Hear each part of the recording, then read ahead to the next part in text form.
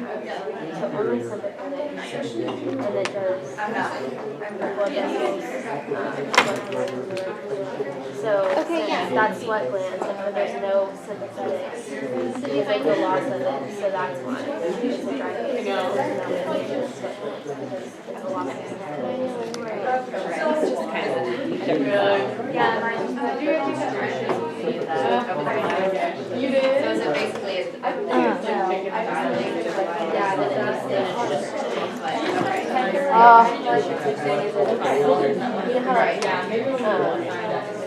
okay. Thank you. I'm asking my mom to stay right now. Yeah. I know, it really helps. It's just one or the other. HQ is I just got it.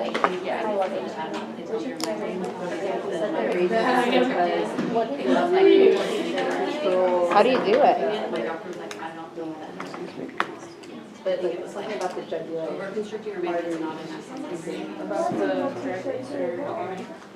How does the quiz start? Oh, oranges.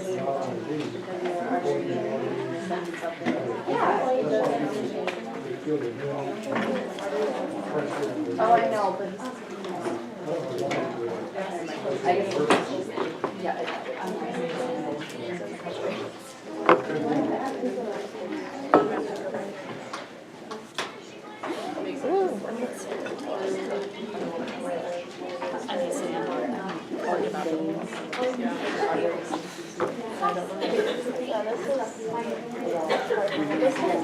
I'm ready to move on to like the next There one day. I don't know why I clicked that. I was just What do you click? on like arms and legs. I can do that. Those are that was my best word. Oh, I got it wrong. I got it like my final. So once you miss, you're done? Alright, I'm done.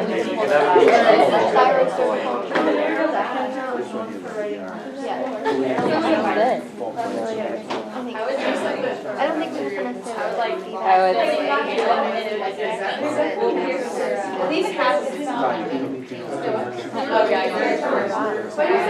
Oh, You don't want to go back there. That's no problem. it's Adam posted it of Raven and said, I'll put this right here. Like she's going to kill you. And then she commented Adam. He's like, what? That's really Photoshop.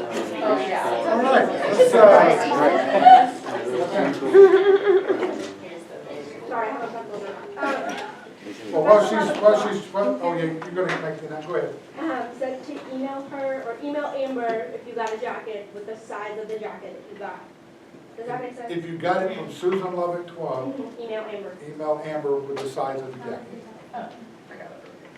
Okay, now, along the arch of the aorta, and at the bifurcation of the common carotid into internal and external carotid, there are different types of sensory receptors that detect carbon dioxide, detect pressure.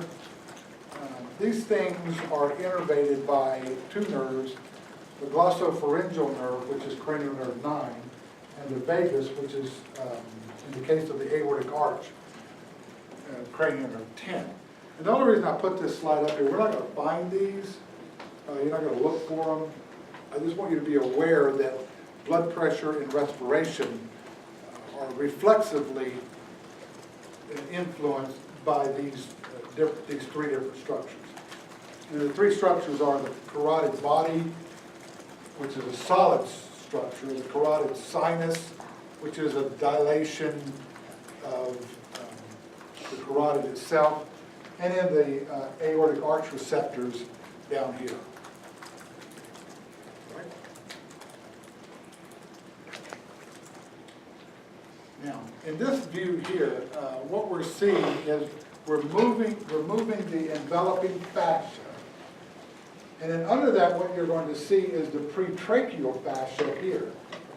But between these two, you're going to find these flat muscles that are infrahyoid in location. These flat muscles, remember earlier on the picture of the woman, you can see the sternohyoid muscle on that woman. The sternohyoid, what's it innervated by? The ansa cervicalis, right? The ansa cervicalis. These are called strap muscles of the neck because they're thin and wide, like a strap. Sternohyoid, you can see it right here. Sternohyoid. Very easy. There are also suprahyoid muscles that you're going to see today. And the two of them that you're going to see are the anterior belly of the digastric, and deep to it is a flat muscle called the mylohyoid. The mylohyoid forms sort of the floor here of the oral cavity. It supports the floor of the oral cavity. And the digastric's on either side. You know, if you got one of these,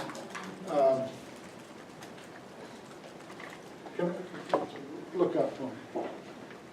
Just keep your head looking.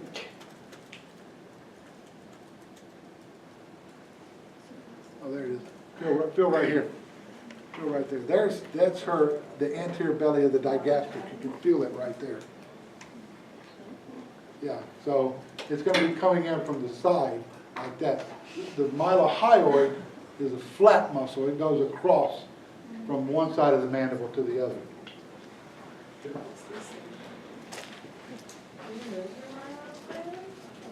Now, in front of the sternocleidomastoid, well, there's the anterior jugular right there. All right. Yes, ma'am. Can you move your mylohyoid muscle? Well, every time you swallow, you move your tongue, you're contracting it. So you can't isolate it. Really, you can't isolate any of these things.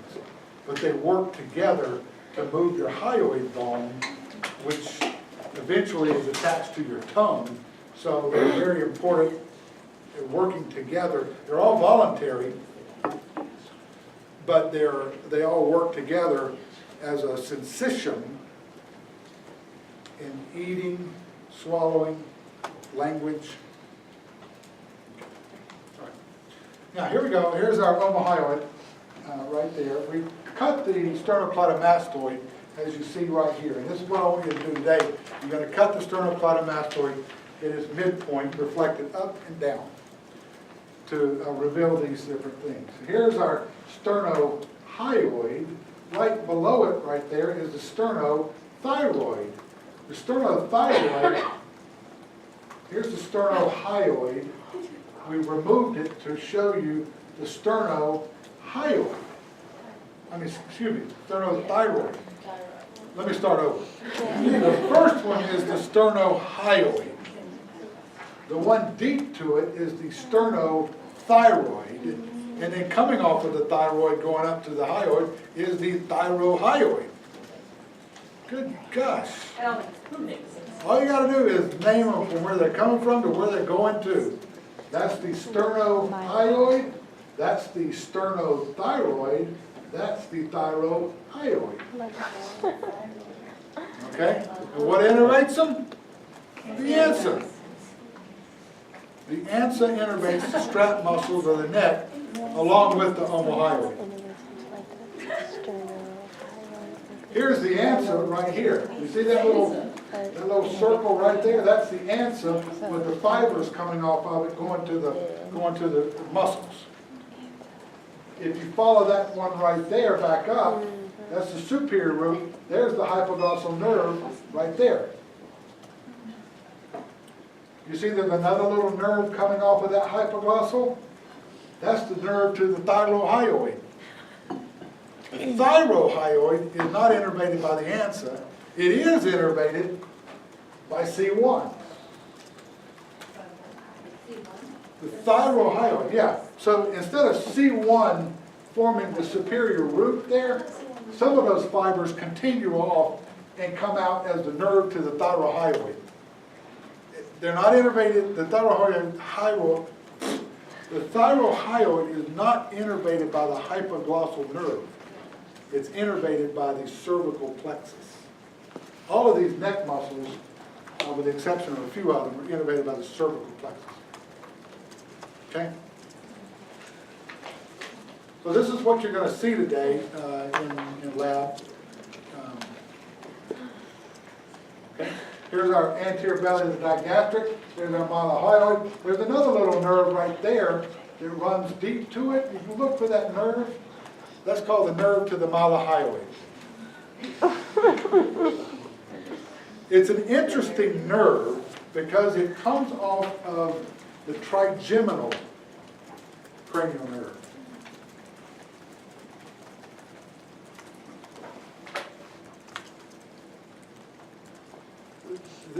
This is kind of getting ahead of ourselves, but it'll tell you why I want you to look for that little nerve to the mylohyoid. When you go to the dentist and they're going to work on a bottom tooth, they stick the needle back here, right there in the back, right? And all the teeth go numb on that side. Your chin goes numb, your tongue goes numb, and you drool all over yourself, right? You drool. Part of the reason you drool all over yourself is because that is a branch that gets affected by the anesthetic. So your mylohyoid and the anterior belly of the digastric don't work on that side, so you don't swallow correctly, and you start drooling out the side of your mouth. Okay? You ever seen that show, Impractical Jokers? Yes. You see the one where they injected lidocaine in Murray's upper and lower, they anesthetized his whole mouth, his whole face, and they did it. They sent him out to do a cooking show. So he's stranded here, and he can't feel anything. They made him eat spaghetti and drink tea, and as he's drinking tea, since he goes numb, the tea is just pouring down. It's funny, I don't know what. You got a question? I was just wondering, like, this is so complex and pretty cool. How does it all arise from just an embryo? Like, how does everything find where it needs to go? It's like they have, each of these things has a number, and you just put the number, like pain by number. Each has a number. I don't know.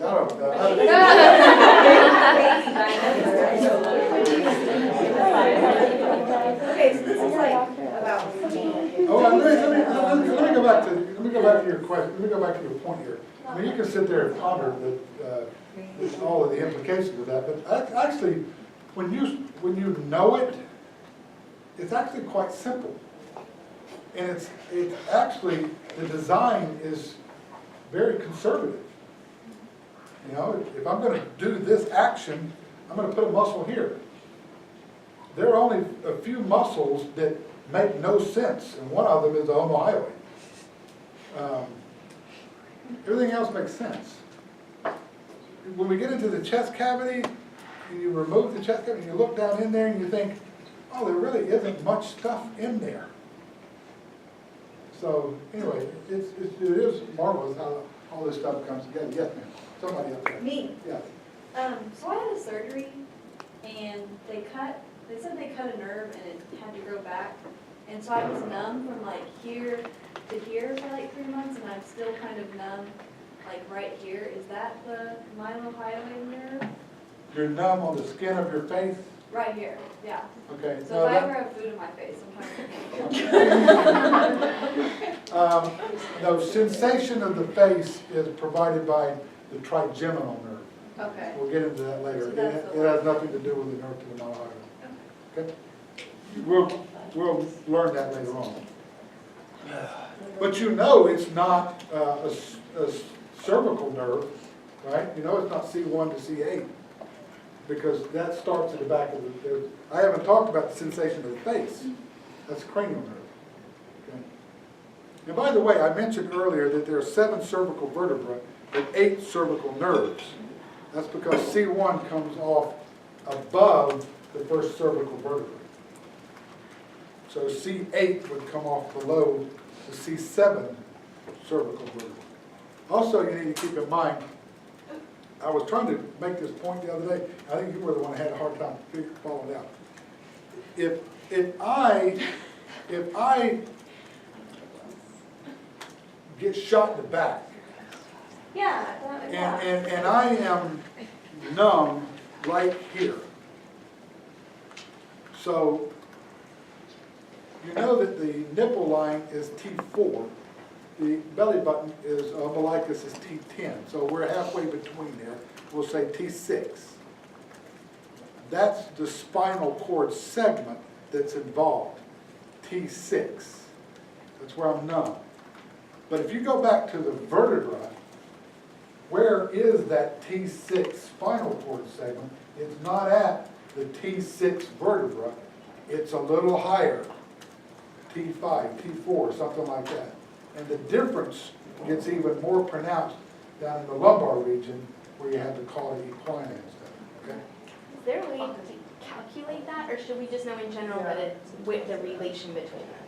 No, just understand that they're not The same. the same. Okay. The way to calculate that is with that CT and MRI. And so I'll have when you take your exam on Tuesday, I'll have an MRI set up here if you need to come down and use it. Is it like alpha 2 though? That's what she means. Yeah, I don't care that you know how much it, just know that it's off. Okay. All right, so here are the muscles that I've already been over. The one muscle that I did not mention earlier is this little bitty one right here. It's called the cricothyroid. Little bitty muscle right there. That muscle is not innervated by the ansa cervicalis, but by the 10th cranial nerve, the vagus nerve. What was that, sorry? The cricothyroid is a little bitty muscle that runs from the cricoid to the thyroid cartilage. The vagus nerve, so there's cranial nerve 10, sends a branch out. It's called the superior laryngeal nerve.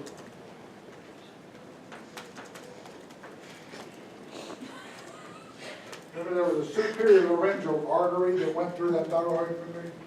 All of that superior laryngeal nerve, there's an internal branch and an external branch.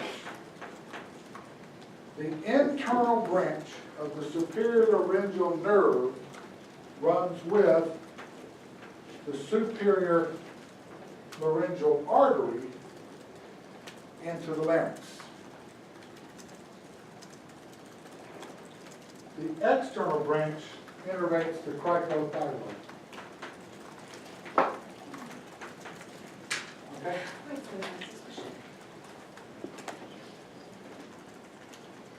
Everybody follow that? Yeah. Okay. Now today, and you can find this superior laryngeal nerve. It's pretty easy to find. If you identify the thyroid cartilage, you'll see that nerve and artery going into the side of it. That nerve would be the internal branch of the superior laryngeal nerve running with the superior laryngeal artery.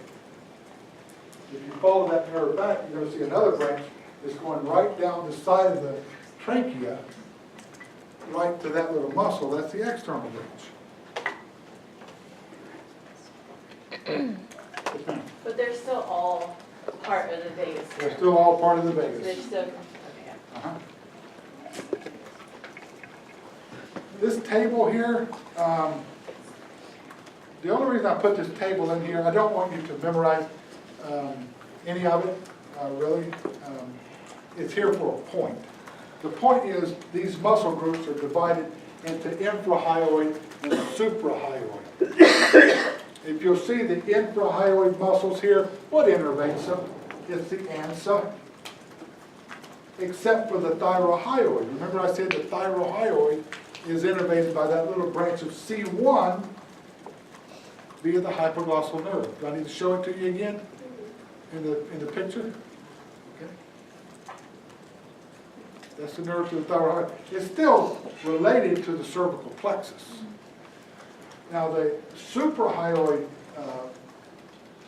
muscles up here, the mylohyoid is innervated by the nerve to the mylohyoid. The anterior belly of the digastric is innervated by that nerve to the mylohyoid.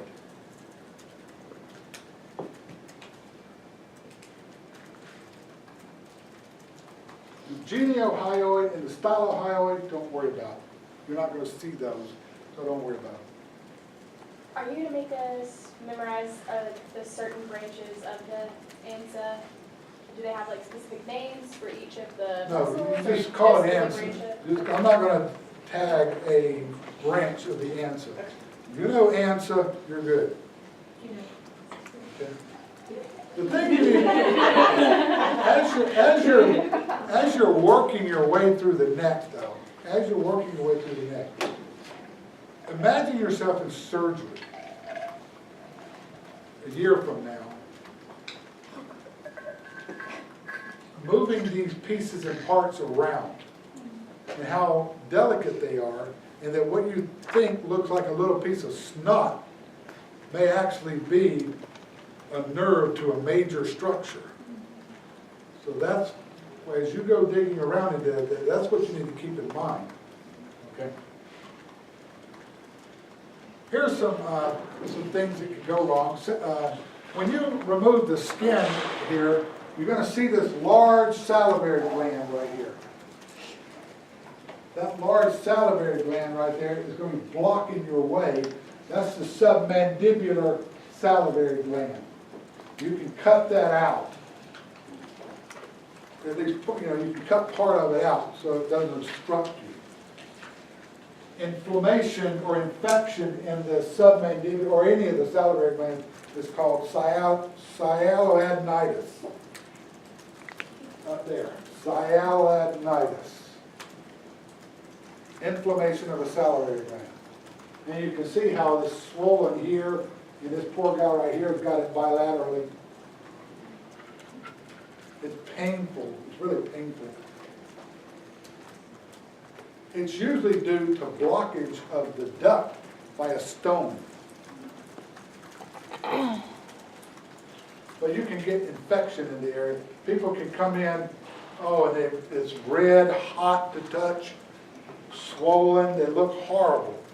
You put them on high-dose antibiotics for a few days, it clears up really fast. One of the surgical procedures involving the common carotid artery and its branches is called a carotid endarterectomy. When you have plaque buildup inside your artery here, this plaque, this cholesterol-laden plaque, can break off. If it breaks off and heads up through the internal carotid, that's an embolic stroke.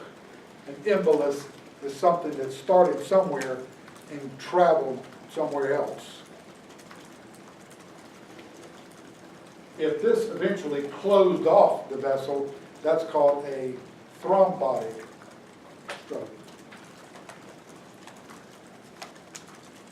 And one of the procedures here is to do an endarterectomy where they open it up and they shell out the plaque. Okay? Usually they only do this if the blockage is greater than 90% in an artery. The other thing is, if I take my stethoscope and put on your common carotid right here, I might hear your heartbeat, but that's all I hear. That's doom, doom, doom, doom of your heartbeat. But if you have plaque in the artery, the blood flow through there becomes turbulent as it rolls over the plaque.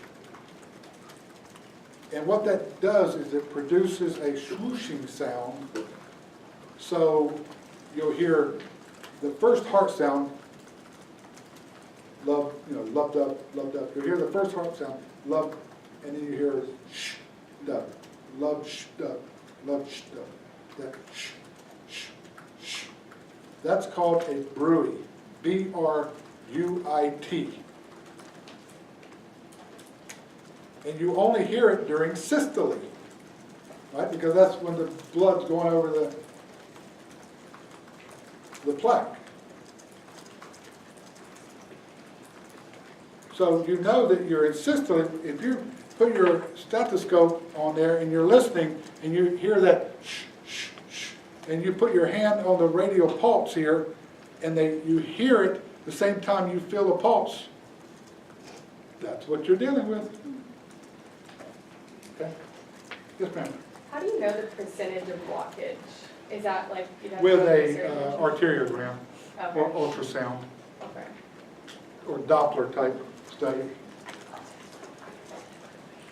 Now, back when you were a tiny little embryo, you looked something like that, and your head structures, or mostly in your neck, you develop these branchial arches or gill slits. And as you grew up, as you developed, the slits went away. And some people, though, those slits will stay there and create a cystic structure in the side of the neck. It's called a branchial arch cyst. Sometimes these things can get sort of large. They can start draining out the fluid out the hole. The only way to get rid of them really is to surgically excise them. It's a very difficult surgery because these things can be pretty large. I mean, they can look benign on the surface, but once you open them up, you see that it extends that part, you know, most of the neck. So surgeons, they don't like cutting these things out. But if they get infected frequently or they drain frequently, you know, it's an issue. But these cysts are always on the lateral side.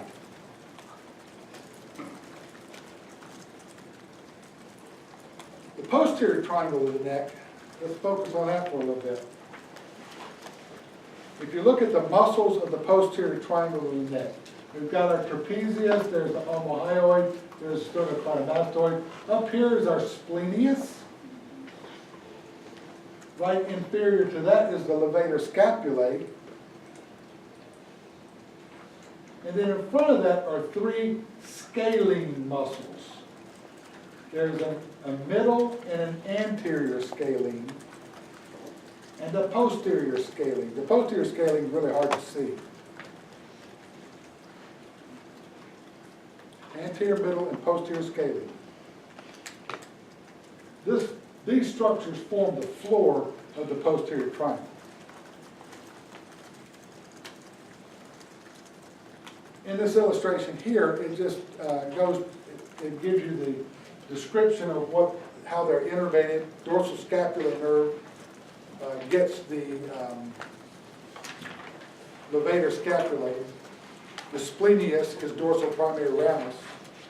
And the scalenes are innervated by the nerve to scalenus anterior, nerve to scalenus medius, and nerve to scalenus posterior. You don't need to find those, don't worry about them. Look where the scalenes are, though. The posterior scalene runs from the cervical transverse process to the posterior aspect of the second rib. And we really don't care about it. It's the middle and anterior that we care about. They run from the transverse processes, but the middle scalene attaches to the posterior aspect of the first rib. The anterior scalene attaches to the anterior aspect, forming a triangle between them, a gap between them. Now, what the scalene muscles do is if you hold your ribs still, because they attach to the transverse process, they can bend your neck, bend your C-spine, right? If you hold your C-spine still and you're an asthmatic and you need, so when you're sitting here breathing calmly, it's only your diaphragm that's working. But if you're having an asthmatic exacerbation or COPD, emphysema, and all of a sudden you can't breathe and you have to start going to breathe, what you use are the accessory muscles of respiration. The scalenes will help do that. They're accessory muscles of respiration. If you hold your C-spine still. So they help forcefully open the chest, widen the chest. The anterior, superior, posterior serratus, they're also accessory muscles to respiration. Anything that affects respiration is not your diaphragm, is an accessory muscle to respiration. Your intercostals, your abdominal muscles, all have an action on the chest wall. This might be a dumb question, but is this one reason why they tell you to put your hands above your head when you're hyperventilating, or like after a hard run, put your hands above your head to open up your lungs to help you breathe? I've never heard of that, but sure. I feel like we were suffocating every time we did this. Like you couldn't get enough air because I feel like. I don't know. Well, probably just to stretch yourself out, that would be, I mean, Oh, yeah, they I don't tell you know. that so you're not like hunched over and like. I don't know of any particular thing with the scalenes, but anyway, if you see an asthmatic kid trying to breathe and they go, you can see the scalenes contract really. I mean, it's really prominent. Okay. On the last slide, all of the muscles that are listed are posterior triangle and the neck, or just the scalene?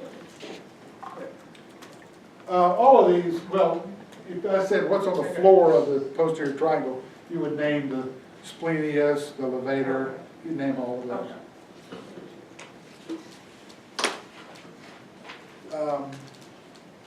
So in this illustration here, we went over the cervical plexus. Everybody's cool with that, right? This is the brachial plexus. And there's one part to the brachial plexus that you're going to see today. There is this part right here. This is called the upper trunk, the middle trunk, and the lower trunk of the brachial plexus. The upper, middle, and lower trunk of the brachial plexus. When you remove and clean out clean out these structures today, you're going to find those three trunks. I'll show you in a picture here in just a second. Before I get to that picture, though, I want to show you this picture here. There's the place where those cutaneous branches of the cervical plexus are coming out, right there. And the other thing I want to point out in this slide, right above that, there's the spinal accessory nerve right there. Spinal accessory is right there. Notice that the spinal accessory is above this fascia on the floor of the posterior triangle. It's superficial as a cutaneous nerve, the spinal accessory. You're not saying it is a cutaneous nerve, you're saying it's superficial as a cutaneous nerve. Right, superficial as one of these cutaneous nerves. I'll explain here in just a second why that is. Here it is, right here, coming out of the skull. That's the spinal accessory, cranial nerve 11. There's the sternocleidomastoid that's coming right behind it at the midpoint, and it supplies two muscles. It supplies the sternocleidomastoid and the trapezius.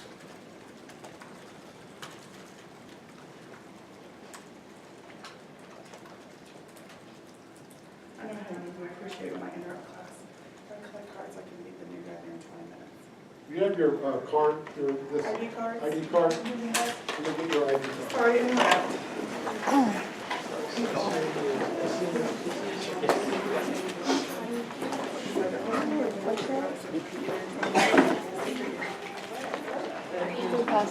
Just pass That's it. just right. This is for card access to Kramer West. Y'all will have 24-hour access to the clinic side that has a room on the far right-hand corner that has a Yeah. couch and Or- kitchenette and all kinds of good. They're right. They're right.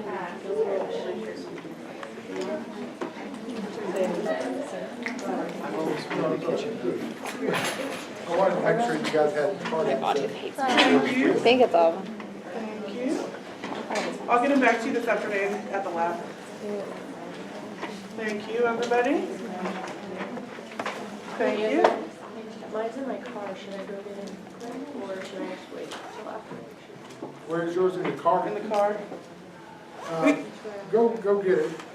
Can you go get it? Or just wait and bring it to me when you can, and I'll just swing it by his office. Yeah, we'll be finished here in just a minute. Yeah. So the spinal accessory innervates those two muscles only. The trapezius, we know, shrugs the shoulder. The sternocleidomastoid, when your muscle contracts, you're bringing the origin insertion together. So if this is the sternocleidomastoid, and I'm going to contract it, I'm going to bring them together by turning my head to the left. So the right sternocleidomastoid turns the head to the left, and vice versa. So when you're doing your physical exam on somebody and you're testing the cranial nerves, and I do this right here. I say, shrug your shoulders. I went through that the other day, right? I put my hand right here, turn your head that way. That tests her left sternocleidomastoid, turn your head that way. So you're turning your head against my hand, right? That was probably the most uncoordinated turn of the head I've ever seen. She tries hard. I'm going to start picking on Sydney there. Here's the trunks of the brachial plexus that I wanted to show you before. There's the anterior scalene, there's the middle scalene right there.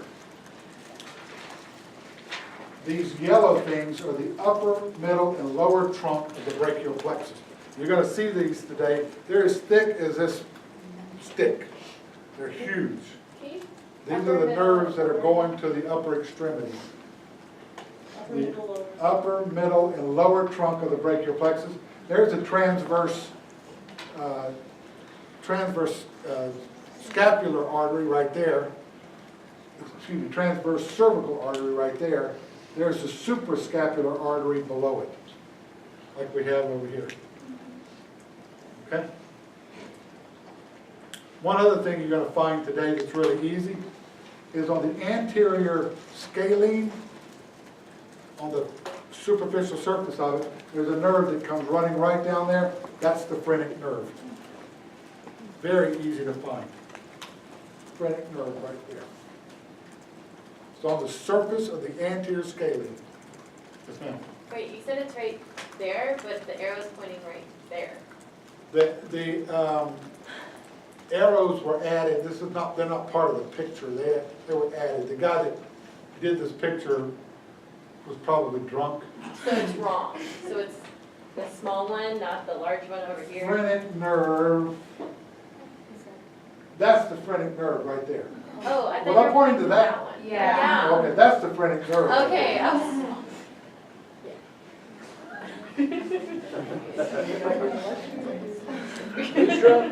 That nerve right there, the phrenic nerve, remember, comes off of C4.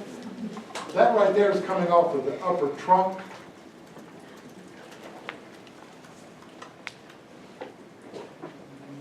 More than likely, that's the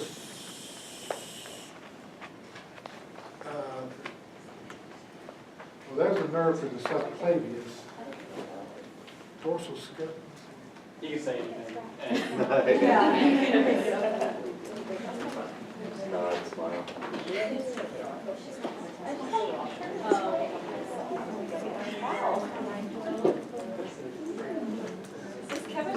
Spaghetti?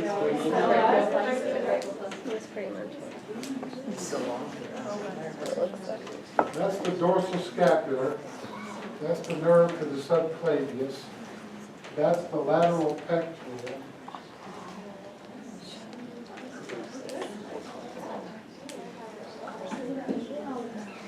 That's the son of a bitch right there. I can't remember the name of it. Okay? All right, here's the thyroid gland. Here's the thyroid gland. The thyroid has two lobes with an isthmus that crosses the midline. The thyroid gland originally developed from a diverticulum that developed at the base of the tongue and descended like that into the bottom of the neck. So it starts out at the base of the tongue, it grows down through here as a thyroglossal duct. Then once it gets down here, it divides into the two lobes. So the isthmus is where it got to the bottom and divided into the two lobes. That pointy thing coming up right there, about half of the people have it, is called the pyramidal lobe of the thyroid. That thing is where the course of the thyroid the thyroglossal duct as it was descending in the neck during development. Some people will have a cystic structure of remnants of that thyroglossal duct. That's called a thyroglossal duct cyst. Thyroglossal duct cyst is in the midline. Brachial arch cyst is lateral.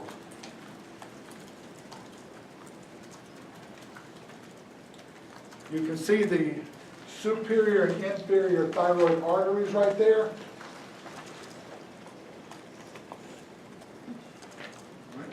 Inferior thyroid comes off the thyroid cervical trunk. Superior comes off of the external carotid. Behind the thyroids are four little globular structures. These are the parathyroid glands. If you want to take your thyroid and cut it at the isthmus and open it up so you can see behind it, you're welcome to do that. Don't take out your thyroid though. You said the superior thyroid comes off of internal carotid. External carotid. External.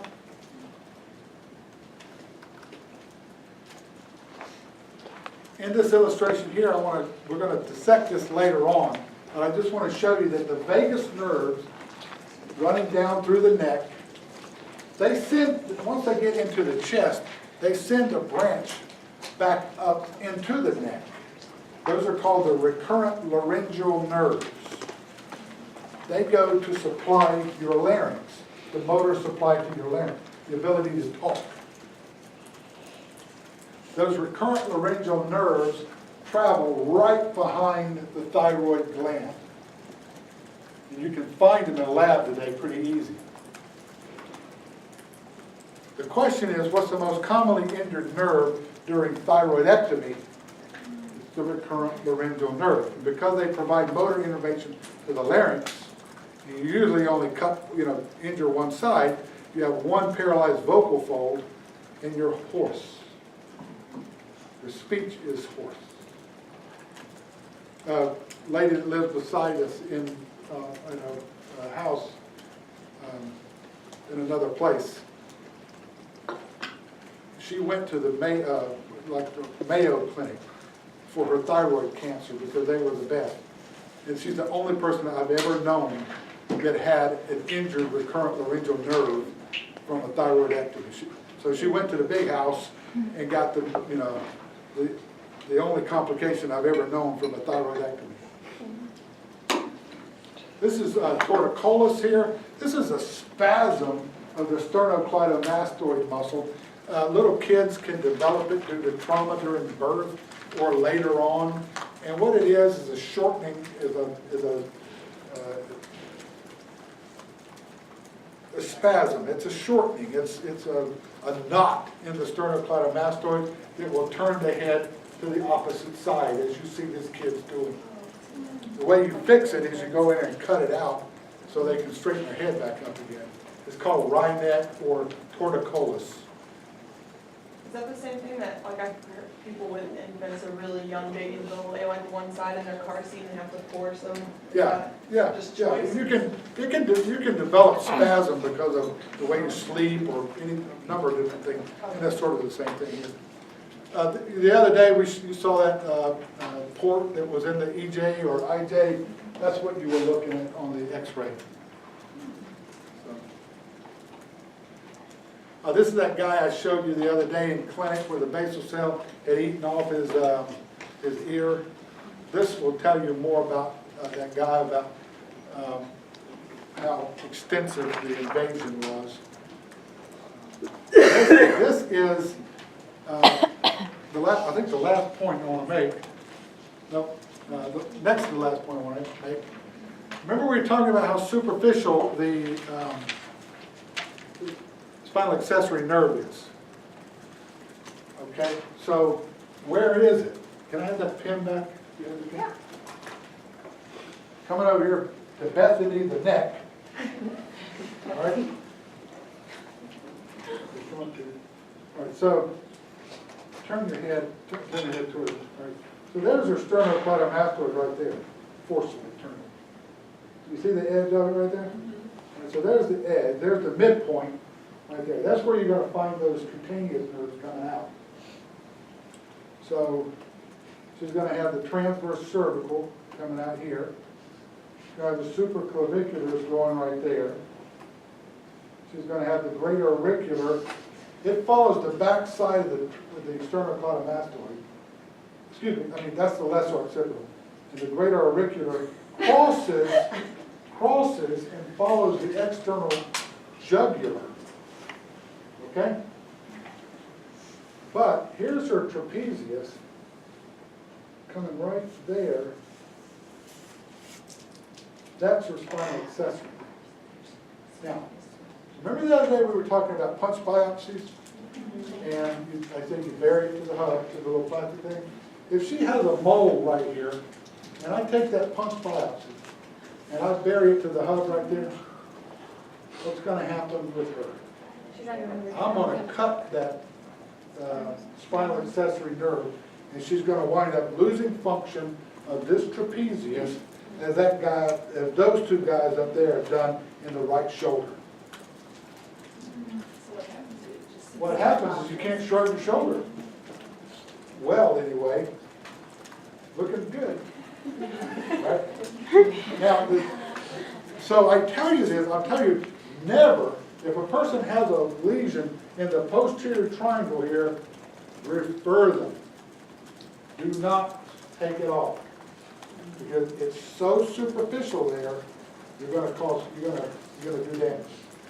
And I have a friend who was a general surgeon who did that very same thing and wound up cutting the spinal accessory nerve in a 20-something-year-old guy who was a carpenter. That was in his dominant hand. And needless to say, he lost that lawsuit. Because what's the big thing about lawsuits? What happens? Malpractice? What happens? Injury. All right. Do nurse not that? No. Well, yes, they can, but not when you take a plug out of it with a punch biopsy. Do they ever do like a bypass or anything kind of like arteries and veins? What? Do they ever create their own bypasses like arteries and veins do? That answer is complicated. Let's answer that another time. The final thing I want to talk to you about here is referred pain. Referred pain is where you sense something, but the actual problem is somewhere else. And one of the reasons that happens is here's the top of the liver. The top of the liver sits right up under the diaphragm. The diaphragm is innervated by what? The Phrenic Nerve, which comes off of what segmental level? C4. C4, where's the C4 dermatome? Right there. So if you have a liver abscess, liver's on the right side, a person presenting with a liver abscess on the top of the liver can come in complaining of right shoulder pain. Okay, that's one of the mechanisms of referred pain. Same thing happens with the heart. The heart receives its sympathetic supply from the same segment as the ulnar nerve, which is right here. That's why you have a heart attack. People have referred pain in their left arm. And it's this side of the left arm. When they come in and say that this side of the left arm hurts, it's not cardiac pain. It's got to be this side. Or it's not likely to be. I'm not going to say it's not. So what's the appendix thing? Like, how it hurts on the other side? We'll do that when the appendix starts hurting around the umbilicus, and then it moves to what's called McBurney's point. We'll go over that when we get to the abdomen. Finally, the lymphatics of the head essentially drain everything towards the top of the clavicles here, or the junction of the internal jugular with the subclavian veins. So when you have a sore throat, you're going to get these nodes swollen. If you have a scratch on the top of your head right here from that weave or whatever you've got going on, you're going to have big swollen left nodes back here in the back. They're occipital nodes. I don't know how many people have come into the clinic. Mom thinks the kid has cancer because of all these mass this mass thing she's found in the back of the, and you look under here, and there's a cut on the scalp. Or, you know, they got the weave too tight or something like that, okay? So, any questions about anything going on? We can talk about, get your card over there and let's get you squared away. Musculocutaneous. What's that? Musculocutaneous. That last branch. No. On the board. After. That you couldn't have. No, this is the musculocutaneous here. Is it medial pectoral? Medial pectoral. The medial pectoral comes off down here. Is it the medial? Well, cutaneous? Google didn't help, so. The medial cutaneous? Oh, I know what it is. Not that. This is the supraspinatus. And nerve to the subclavius. So it's one of those four nerves.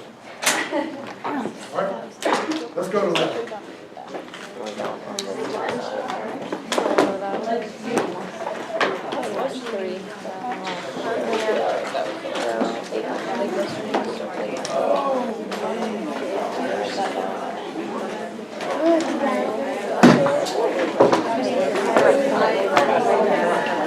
Yeah, same. Oh. Yeah. Oh my God. I didn't hear any register or anything. Oh, nice.